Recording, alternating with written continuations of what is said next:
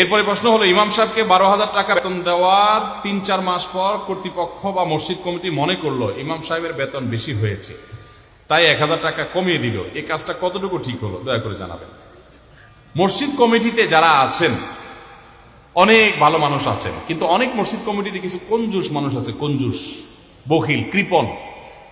এরা নিজেরা নিজেদেরটা 16 আনা বুঝে ইমাম সাহেবদের বেলায় মনে করে যে ওনারা বোধহয় হাওয়া খায় থাকে, এই জন্য বেতন দেয় কম। ওই যে একটা ভিডিও দেখছিলাম ইন্ডিয়ার কলকাতার একজন আলেম দেখলাম মাহফিলে ওয়াজ করতেছেন, পাশে ইমাম সাহেব বসা, জিজ্ঞেস করছে ইমাম সাহেব বেতন কত, ইমাম সাহেব কয় 5,000। সাথে সাথে উনি ফতোয়া দিলেন একটারও নামাজ হবে না। ইমাম সাহেব বেতন যদি 5,000 হয় তাহলে মুসল্লি একটারও, মুক্তাদি একটারও নামাজ হবে না। ইমাম সাহেবের বেতন 5,000, বেচারা খায় কি পরে কি? তাইলে ইমাম সাহেবদেরকে এরকম কোণঠাসা করে রাখতে পারলে কিছু কিছু কমিটির লোকেরা আছে তাদেরকে একটু বেটাগিরি মনে হয়। খুব জঘন্য কথা ভাইরা। আপনার ইমাম সম্মানজনকভাবে চলবে সে ব্যবস্থা আপনার করা উচিত, তিনি কারো কাছে হাত পাততে না হয়। আমি এরকম মসজিদ কমিটির লোকও পাইছি ঢাকার মতো জায়গায়, নাম বলবো না, নাম বললে এক নামে চিনে যাবেন, এরকম নাম করা মসজিদ, বেতন কম দেয়। আমি বললাম ভাই বেতন কম দেন কেন? বলে হুজুর আউট ইনকাম আছে ওনাদের। ইমাম মুয়াজ্জিনদের কি আছে? এ মুর্দার খানা, 2 নম্বর ইনকাম, তাবিজ কবজের ব্যবসা। হুজুররা এগুলো সাধে করে, অনেকে সাধে করে। অনেক সময় দেখা যায় বেতন দিচ্ছেন 5,000, বাকি 6 মাস, বেচারা কি বাতাস খাবে? তা আপনার ইমামকে আপনি এরকম কোণঠাসা করে রাখছেন, এগুলো জঘন্য অপরাধ। ইমামের বেতন ফিক্স হয়ে গেছে, এই প্রশ্ন তো জীবনেও শুনি নাই। কি হয়েছে যে 12,000 বেতন ঠিক করা হয়েছে, 3-4 মাস পরে কর্তৃপক্ষের মনে হচ্ছে অনেক টাকা দিয়ে ফেলছি, লা হাওলা, কমায় দিস। চিন্তা করেন, এটা কোনো কথা হলো ভাইরা? এটা করা উচিত না। ওলামা একরামকে তারা সমাজে অন্য 10 জন মানুষ চলতে যা লাগে তাদেরও তা লাগে, বরং তাদের আরো বাড়িয়ে দেওয়া উচিত যাতে করে অন্যের দিকে তাকাতে না হয়। সৌদি আরবে সকল বিচারপতিরা আলেম। সৌদি আরবে আমি 10 বছর ইসলামিক অ্যাফেয়ার্স মন্ত্রণালয়ের বাংলা বিভাগে কাজ করেছি। সেখানে শতভাগ বিচার কার্য করেন কারা? আলেমরা। যে যত বড় আলেম সে তত বড় বিচারক। আপনারা জেনে অবাক হবেন তাদের বেতন এরকম বস্তাভর্তি বেতন দেয় গভর্নমেন্ট। কেন? যাতে করে কোনো প্রকার অনৈতিক সুবিধা তাদের নিতে না হয়। আল্লাহ তাআলা আমাদেরকে ওলামাদের এরকম কদর করার তৌফিক দান করুন।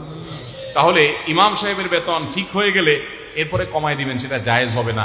বিশেষ করে যদি চুক্তি হয় একটা বছরের জন্য, তো পুরো বছর আপনাকে দিয়ে যেতে হবে। এরপরে নবায়নের সময় আপনি বলতে পারেন আমরা এত টাকা দিতে পারবো না, হুট করে চাইলে কমাই দিলেন, সেটা জায়েজ হবে না। আরেকটা 2 নম্বরই হয় ইমাম মুয়াজ্জিনদের সাথে। এটা কি জানেন?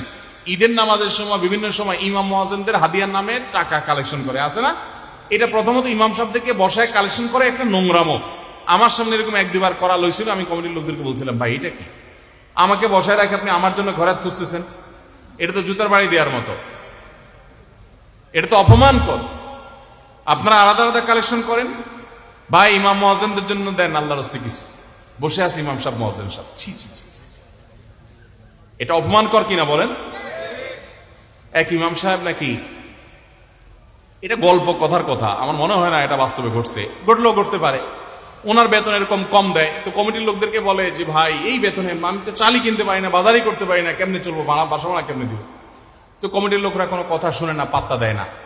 তো এক লোক, তিনি ইমাম সাহেবের খুব হিতাকাঙ্ক্ষী মুসল্লি, উনি বলছে হুজুর আমার একটা বুদ্ধি আছে। বলে বুদ্ধি কি? বলে বুদ্ধি হলো ওই যে মসজিদে জুতা পলিশ করে ওরকম একটা বাক্স আপনি জোগাড় করে মসজিদের সামনে নামাজে সালাম ফিরে ইমামতি শেষ করে যায় বসে যাবেন।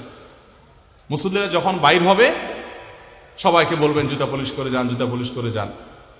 আপনার এই কাজ দেখার পরে নিশ্চয়ই আপনার কমিটির লোকজন বা যে সমস্ত মুসল্লি আপনার বেতন বাড়ানোর পক্ষে না, নিশ্চয়ই তারা জিব্বায় কামড় দিবে, বলবেন ছি ছি ছি ছি, এই হুজুর আমাদের ইজ্জত ডুবাইছে।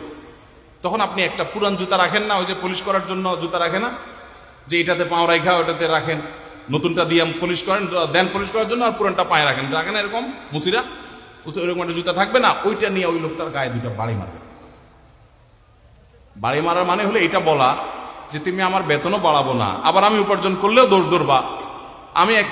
আমি যখন মণিপুরে 2002-3 সালের দিকে ইমামতি করি, আমার মুয়াজ্জিন সাহেব সে ওই যে মোবাইল কার্ডের ব্যবসা, এখনকার মতো এত রিচার্জ করা ছিল না শুরুর দিকে, কার্ডের ব্যবসা করে দোকানে দোকানে। তো আশেপাশে অনেক মুসল্লিরা ফিস করতে লাগলো, হায় হায় ছি ছি ছি ছি, মুয়াজ্জিন সাহেব কার্ডের ব্যবসা করে। আমাদের দেশে হুজুরদের মুশকিল কি? হুজুরা যদি মানুষ দান করে, হাদিয়া দেয়, তো দোষ বলে যে বেটা মৌলবী মানুষে খায় শুধু আল্লাহর রাস্তায়। আর যদি ব্যবসা করে বলে হুজুর দান্দা শুরু করছে।